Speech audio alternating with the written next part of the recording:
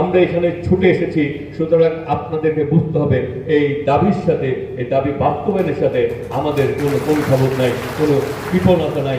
আমরা আমাদের সর্বোচ্চটুকু দিয়ে দায়িত্বটুকু পালন করার চেষ্টা করব। সবাই মিলে আমরা কাজ করে যাব, আমরা কাজ করে চলছি। তবে একটি প্রকল্প বাস্তবায়ন করতে যে সময়টুকু প্রয়োজন, সেই সময়টুকু কিন্তু আমাদেরকে দিতে হবে। এখন আসি যে বিষয়ের উপরে আজকের এই আলোচনা, এই মত বিনিময় সভা।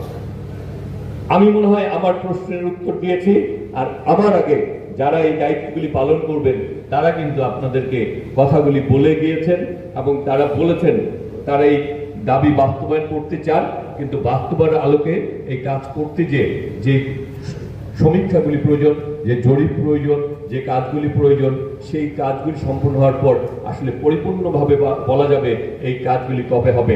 তবে আজকে দেখো আমরা এখানে ছুটে এসেছি, সুতরাং আপনাদেরকে বুঝতে হবে এই দাবির সাথে, এই দাবি বাস্তবায়নের সাথে আমাদের কোনো খবর নাই, কোনো কৃপণতা নাই। আমরা আমাদের সর্বোচ্চটুকু দিয়ে দায়িত্বটুকু পালন করার চেষ্টা করব। তবে এই দায়িত্ব যেমনিভাবে বিগত কয়েকদিন আগে একনেকের সবাই এই এলাকার উন্নয়নের জন্য 5টি সেতু বাস্তবায়ন করেছেন, যিনি অক্লান্ত পরিশ্রম করেছেন আজকে সবার প্রধানমন্ত্রী কায়সার কামাল, তেমনিভাবে আমরা এই প্রকল্প বাস্তবায়নের জন্য এগিয়ে নিয়ে যাব। তবে সবার সামনের এই প্রকল্পের শেষ কাজটি যিনি করবেন তিনি হচ্ছে আজকে আপনাদের প্রধান অতিথি মিস্টার কায়সার কামাল। আজকে সংসদে তিনি শেষ কাজটি সম্পন্ন করবেন ইনশাল্লাহ।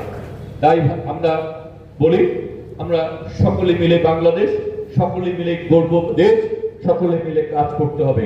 সুতরাং আমরা যার যার জায়গা থেকে দায়িত্ব পালন করব।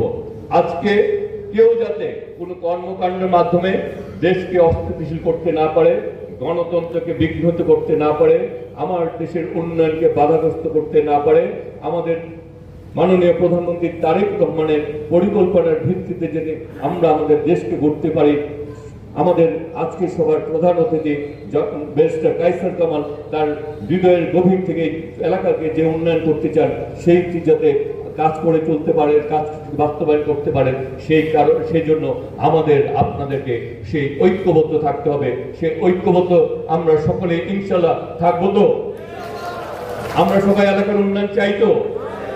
আমরা একটি গণতান্ত্রিক বাংলাদেশকে আমরা দীর্ঘ 5 বছর কাজ করে সুযোগ দিব তো?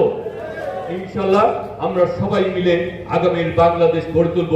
সেই জন্যই তো বলতে চাই, করব কাজ গড়ব দেশ, সবার আগে করব কাজ গড়ব দেশ, সবার আগে বাংলাদেশ জিন্দাবাদ, নেত্রকোনা জেলা জিন্দাবাদ, দুর্গাপুর জিন্দাবাদ।